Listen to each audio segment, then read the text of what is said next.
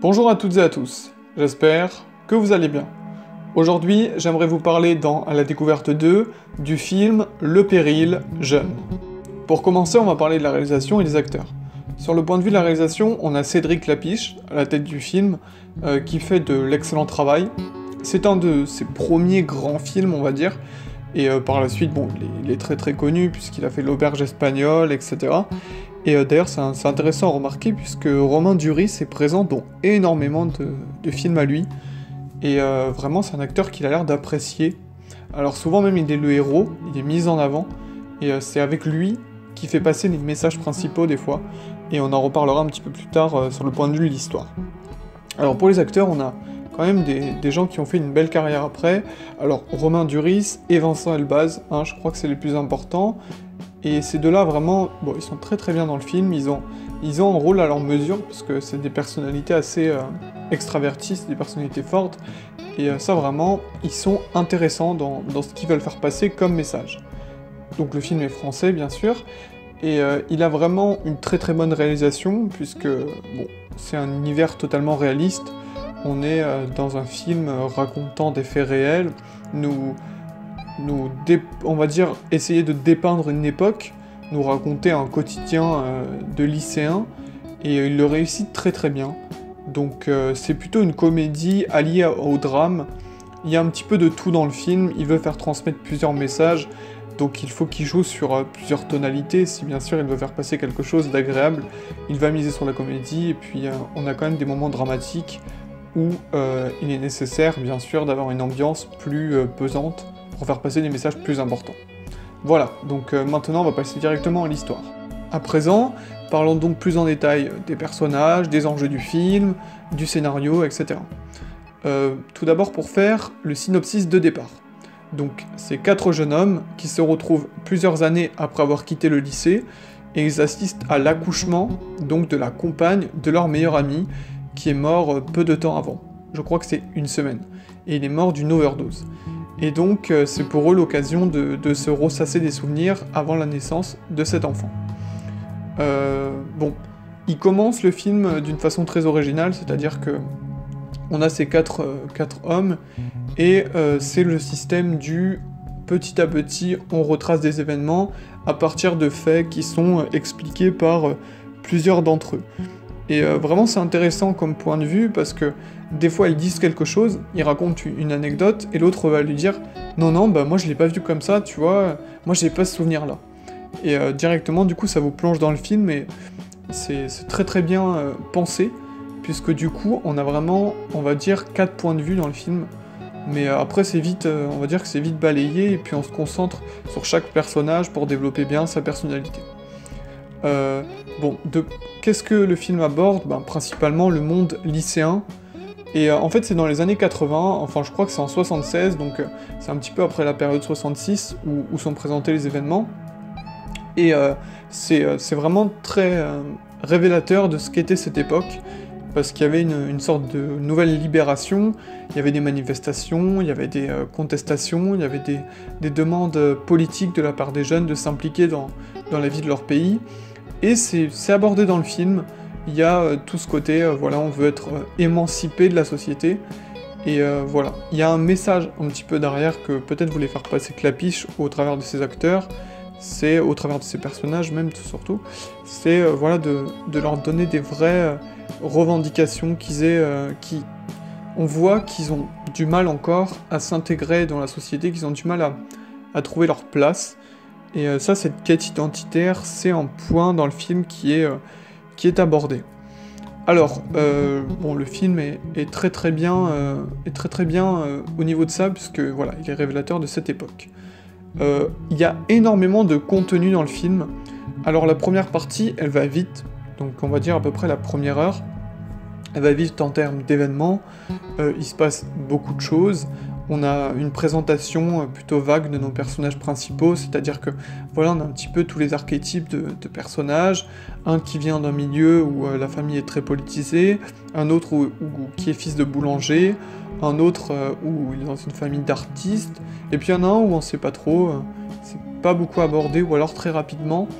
Du coup, on a un peu affaire, bon, pas vraiment à toutes les couches de la population, mais on a affaire à un panel assez large, où chacun a quelque chose à faire passer, ou qui a vraiment une personnalité forte. Ils ont tous vraiment des personnalités uniques, et c'est très intéressant dans le film.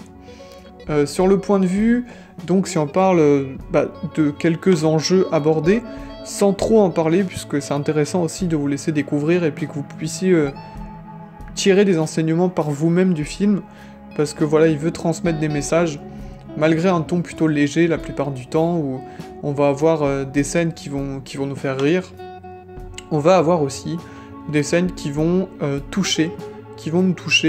Tout dépend aussi de quel âge on a, puisque voilà, on peut s'identifier vraiment aux personnages, à leurs problématiques. Si par exemple, si des gens sont au lycée, même si le cadre a changé, le fond reste le même. C'est-à-dire que dans une jeunesse, on cherche son parcours, on cherche ce qu'on a envie d'être, on cherche l'amour, on cherche à définir son cadre pour plus tard, et tous ces points-là sont abordés. C'est-à-dire qu'on a des jeunes qui aiment le foot, qui vont au bar, qui aiment les filles, qui aiment rigoler. Et voilà, ils font des expériences, ils découvrent, ils explorent en fait toutes les pistes, ils ont envie de découvrir le monde finalement.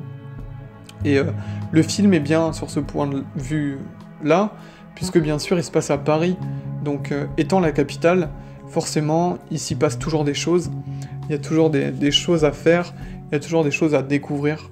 Paris, en France, surtout dans les années 80, même aujourd'hui encore bien sûr, ça restait des pistes incroyables en termes de rencontres, et puis il y a tout le temps de l'animation au sein de la ville.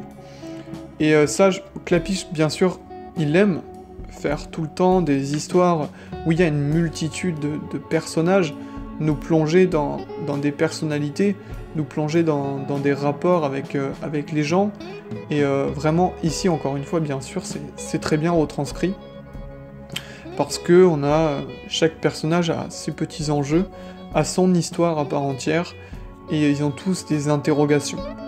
Des interrogations, par exemple, ils voient une manifestation, et puis il y a des filles aussi qui ont un petit rôle dans le film, enfin même un rôle assez important pour certaines scènes, pour certaines situations, et ils abordent la question du féminisme, la question de la quête identitaire, mais pourquoi toi tu prends cette décision politique ?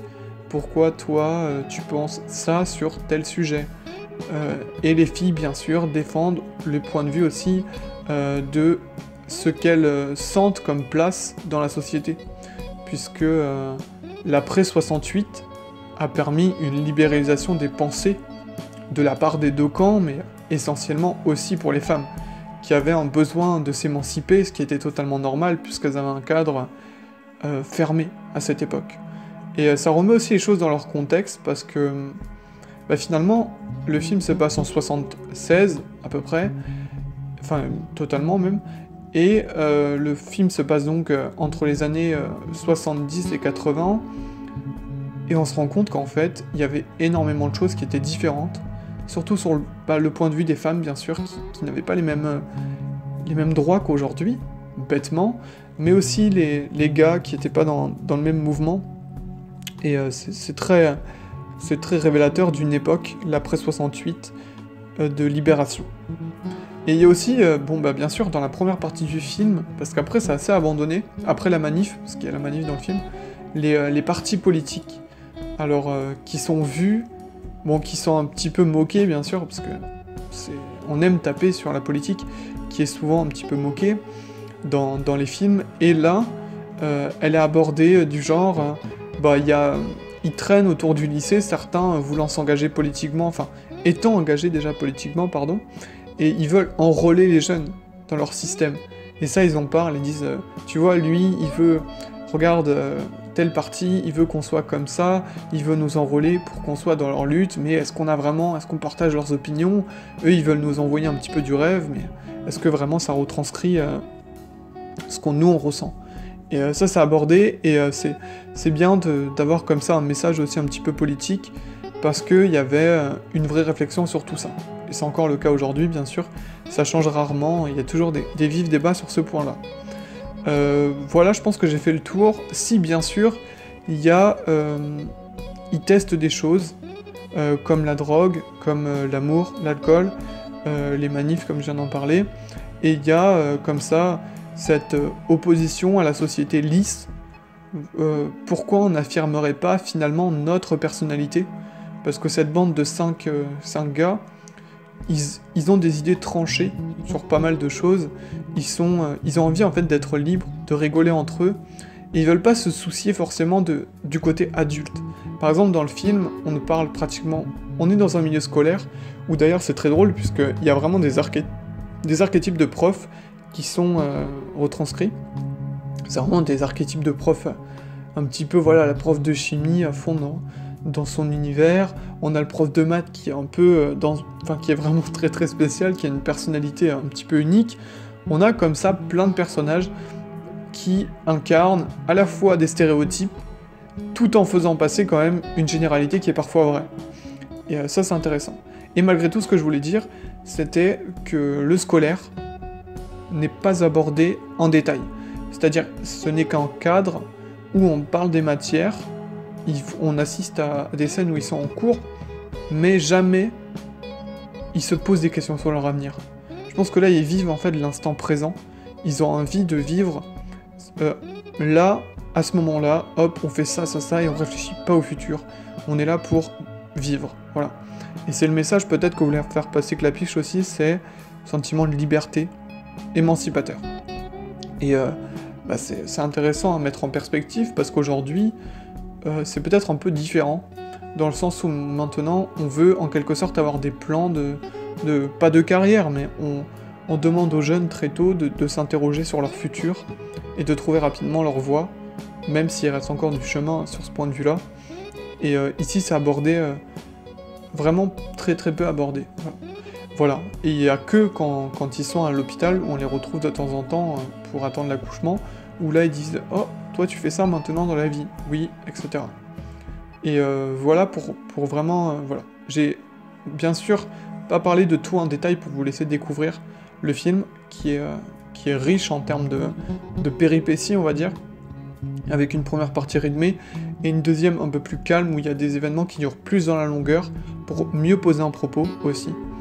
Et comme dernier point, je voulais aborder la fin, sans spoiler, mais elle est assez touchante, dans le sens où en fait, ils se séparent à la fin du film, ils sont tous les quatre devant... Bon, je vais pas trop vous dire le cadre, mais en définitif, il y a un propos à retenir, c'est qu'ils ont tous maintenant une vie organisée, ils ont tous un métier, du coup, on se rend compte qu'à la fin, finalement, on a comme message, profitez de votre jeunesse, ne regrettez pas ce que vous faites, vivez l'instant présent, et vous aurez du temps après pour être sérieux. Je pense que c'est ça qu'il faut retenir du film. Voilà, c'est à présent terminé, je vous remercie d'avoir regardé cette vidéo, si vous avez apprécié n'hésitez pas à laisser un pouce bleu, vous abonner et partager, et moi je vous dis à la prochaine.